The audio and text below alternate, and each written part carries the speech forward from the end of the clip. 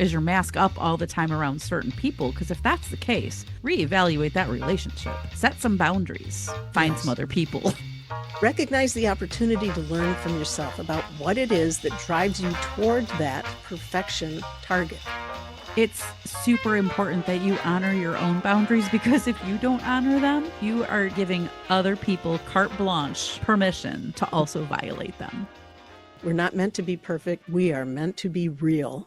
Welcome back to Unapologetic Rabble-Rousers. I'm DocShellie, and today we are wrapping up our series on people-pleasing, mask-wearing, and self-worth. So over the past 5 episodes, I think, yes, we have dug deep into why we people-please, how we hide behind masks, the power of self-talk, and how perfectionism plays into it all. And today we're going to tie it all together. I'm going to turn it over to Carla. And that's me, Carla Lewis. That's you. Thank you. That's right. And there have been so many gems that have been dropped and people have commented on. And so what I'd like to do is just go back and revisit what each of those episodes was about and the gem that we used to wrap it all up. And then maybe talk about what we take from that, or save that for the end, where I just know we're going to end up providing some practical hints and tips about what to do with what it is that we've just gone through. For sure. All right. So we started this whole series on episode 59. And that one we called Breaking Free from People Pleasing to Unapologetic Authenticity. That was the rallying cry. And the way we ended that one is when you can embrace your core values and you can understand that it's okay if people don't like you, then you can just show up more authentically for yourself. And I would say that it is more powerful to show up for yourself in a way that is healthy, and understanding the impact you have on other people is so much more powerful than people pleasing. Amen. We chewed on a lot in that series, or I'm sorry, in that episode. And I'm not sure that there's any one particular thing that we can point to that was the thing to take away, except for the fact about this whole notion of the people pleasing and the inauthenticity it puts you into when that ends up being the mask that you wear, being a people pleaser. What's really interesting as you're reading that, I just had a situation last night at pickleball, and there was a guy who was calling, he was my partner, and he was calling my shots out on the other side of the net from us. Wait a minute. You cannot do that. It is our opponent's call if my ball is in or out. We have no say. And he kept doing that. And I was like, the ball was in. And even they were like, my ball was in. And then he played a couple out balls that they hit to our side. And I was like, that was out. He's like, it was in. I'm talking 6 inches out. It was not even close to being in. And he was doing this all night long. And then we had an instance where someone got hit by the ball. She was standing out of bounds, but she got hit. The ball had not bounced yet. Technically, that is our point because she didn't get out of the way. And he was like, nope, that ball was going out. It's their point. I'm like, what rule book are you following? So it was really interesting. So I didn't share the whole story with people. I just shared part of the story with different friends.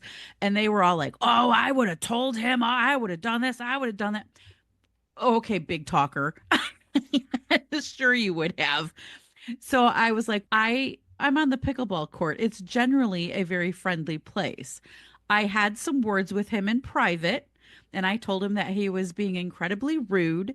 He was not following the rules by any means, and I didn't want to play with him anymore. And so that was the end of our conversation.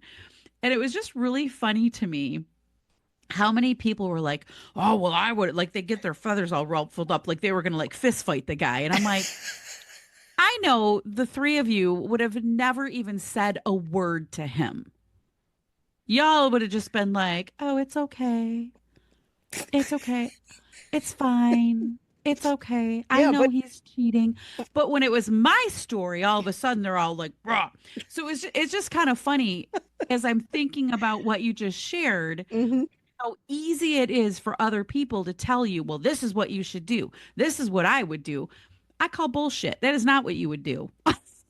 And you know these people. Exactly. Yeah, you're right. And so it's just funny to me because I handled it. I handled it in a way because, my question, are my words and actions worthy of respect? I could have yelled at him. I could have embarrassed him. I could have made him look like a fool. That would not be worthy of respect. Mm-mm. So I did not do that. But I had a conversation with him and he knew where I stood. Did not apologize and he did not change. So there you go. Okay. But it was just as you were talking about that just reflected for me of that whole instance. But really interesting how other people can assert themselves in their story, in your story, Yes. telling you what they would do, and you know darn well they wouldn't do any of it. And even if they would have, so what? How about Right. instead, way to go. Nice way to handle that. If there's any feedback whatsoever that you need or that they feel they need to give. But oh my, yeah, Yeah. I actually read a little bit more about your story on that.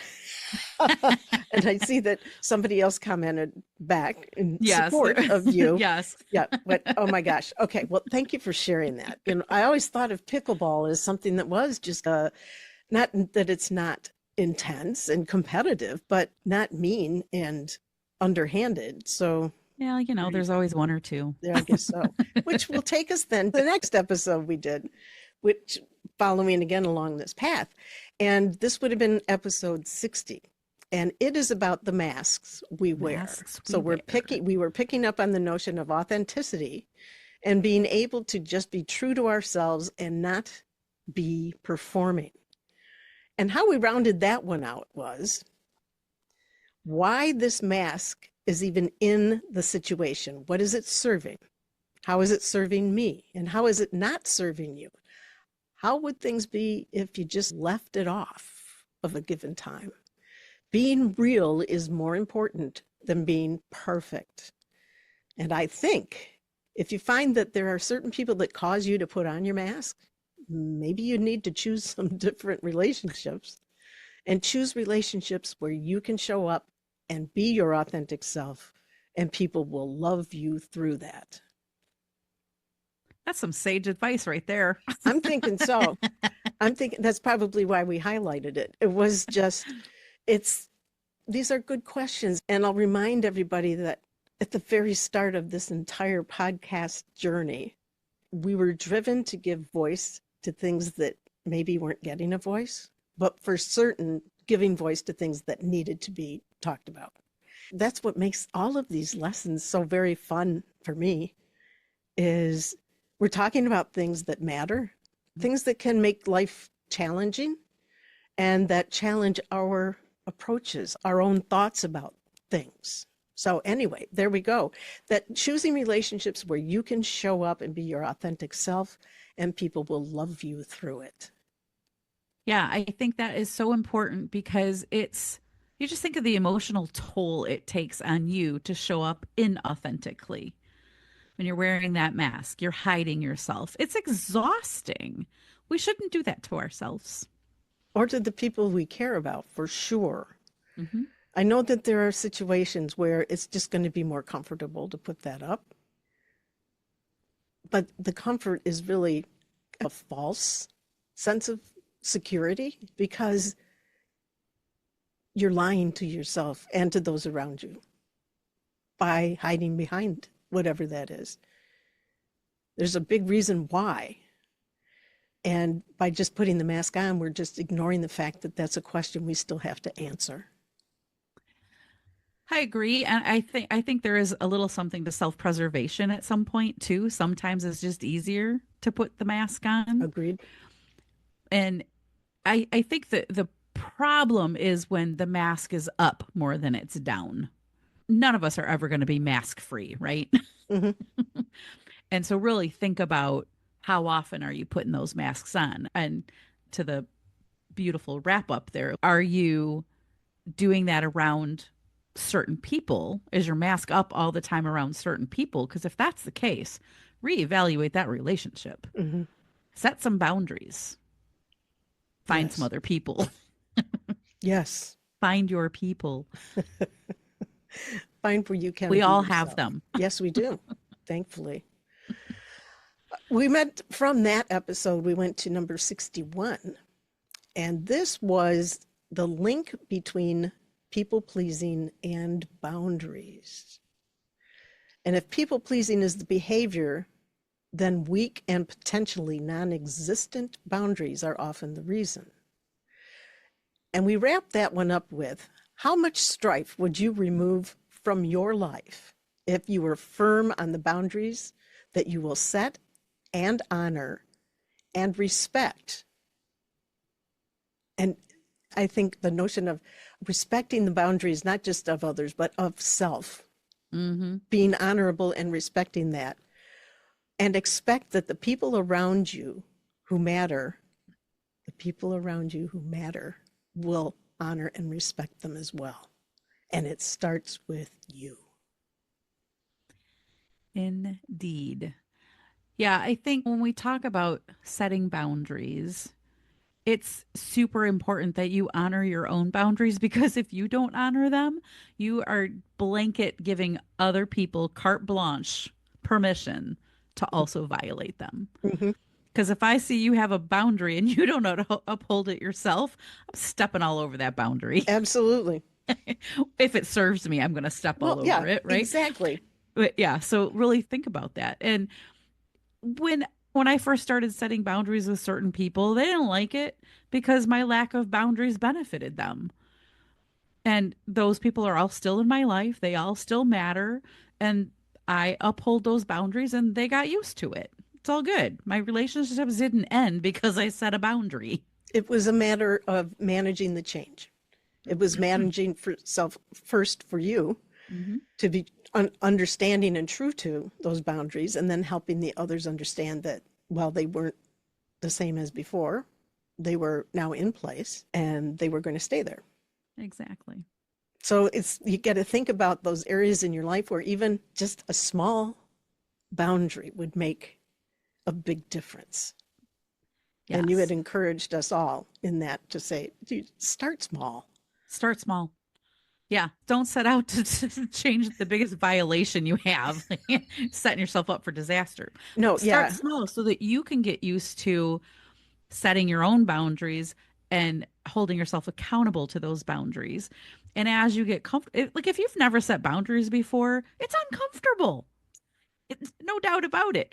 So start small and then build on those boundaries. yes. Set yourself up for success. And that took us right into the next episode, which was now number 62. And this was perfectionism and mask wearing. Yeah. And the way this one wrapped up, I just loved this. So it's important to recognize that perfection is not even achievable. None of us are perfect. None of us are ever going to be perfect. And having that vision of perfectionism or that need for perfectionism, that mask, is really keeping you stuck in a cycle of self-criticism. That's all it is. And it's robbing you of your joy, your creativity, and the ability to really connect with other people. The promise of perfection lies in security, and it's a fallacy. Wow. I know. That's some good stuff right That there. was some really good stuff. And the whole notion of the perfectionism, in fact, we touched on it on just the previous episode as well. The thing that comes out for this, and there's a little bit more I want to highlight from that particular episode.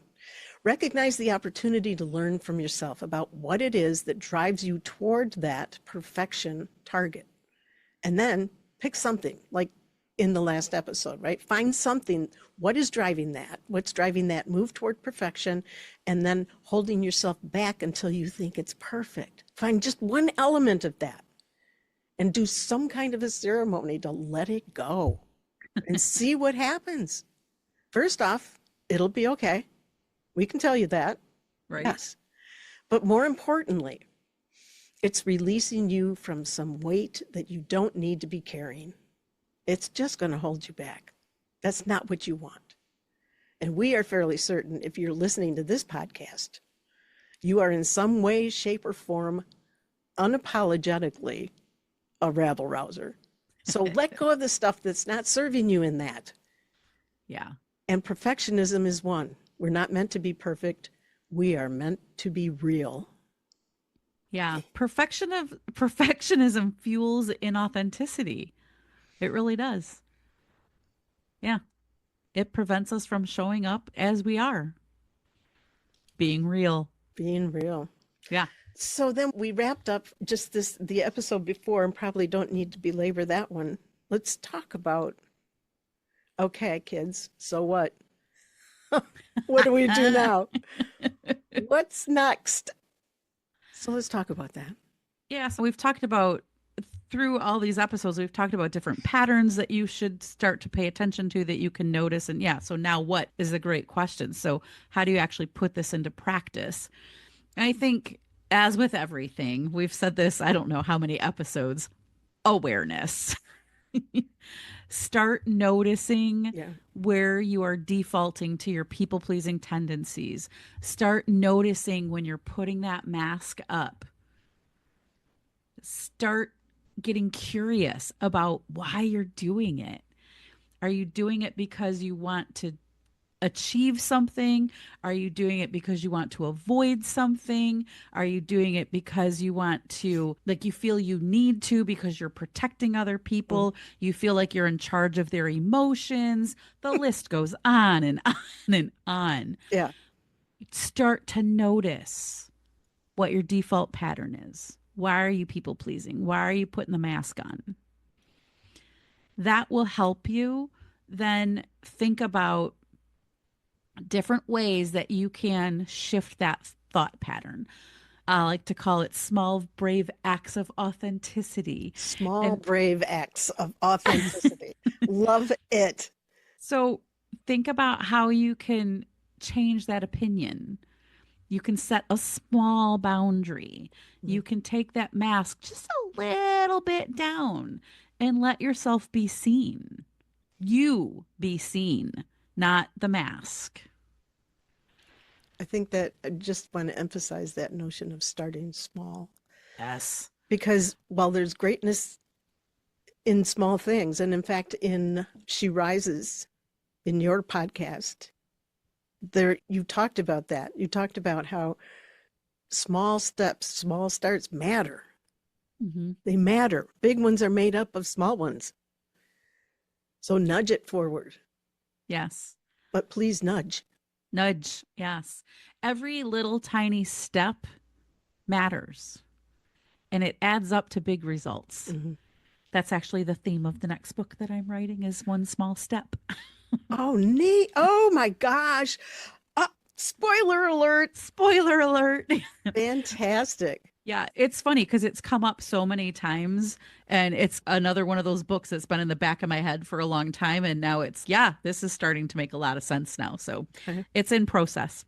So I think another practical step is, we talked about it a lot, checking that self-talk. Don't let that inner critic win. You got to fight that beast. And we did. We spent quite a nice chunk of time on that early in our podcast series and just in the last episode. Yeah. Pay attention to where that's coming from. What's triggering it? And why are you letting that happen? Yes. Yes. And then we talked a lot about the power of no.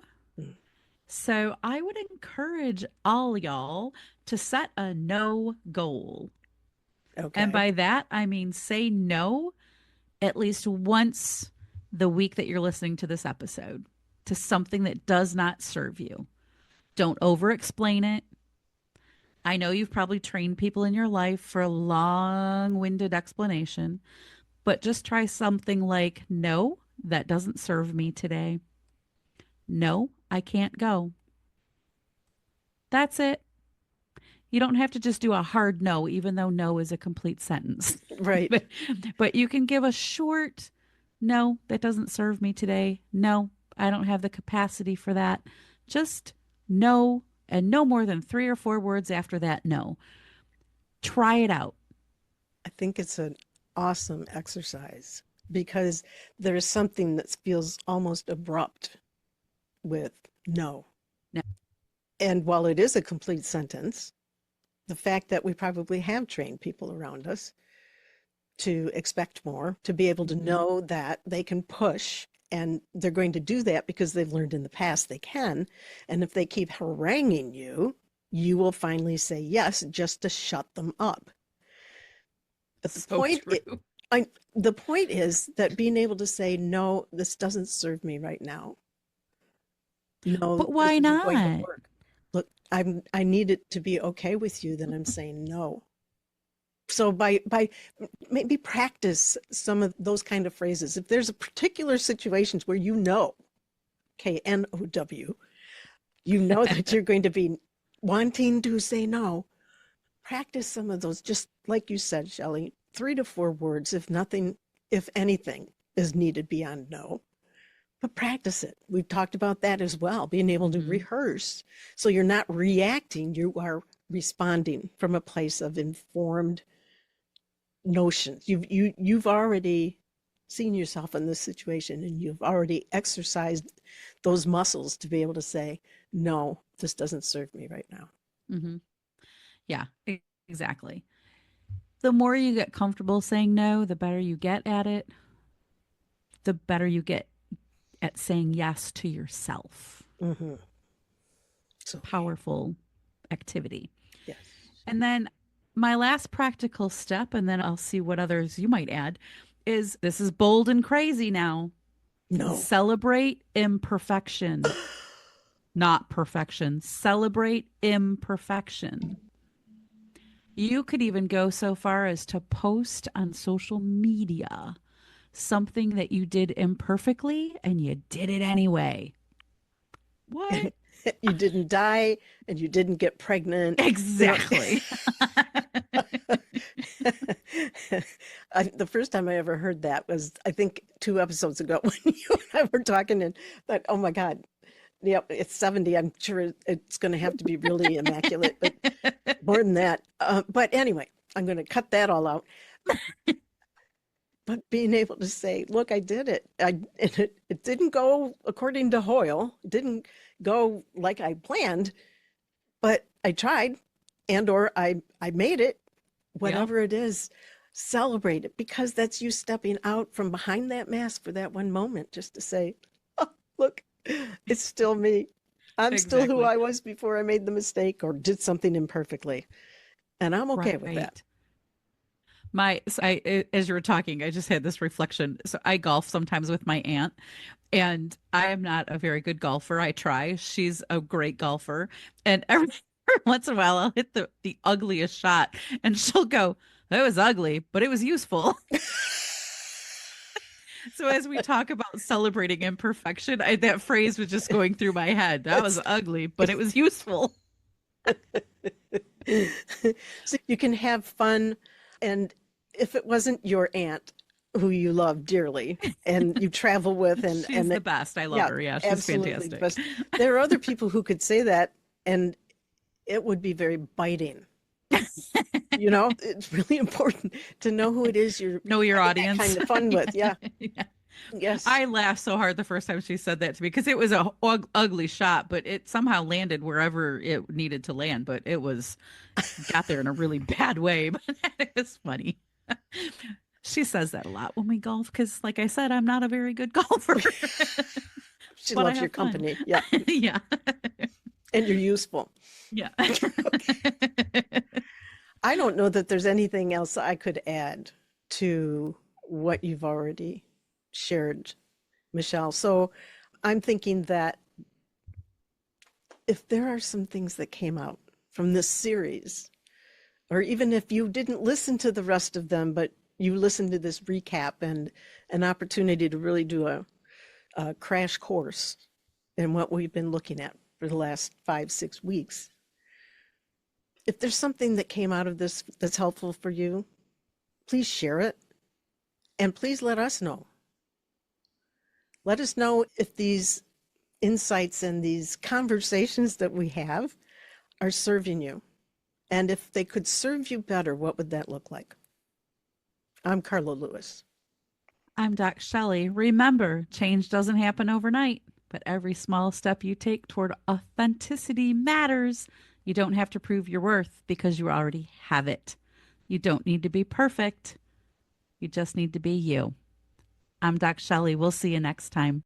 Remember, change doesn't happen overnight, but every small step you take toward authenticity matters.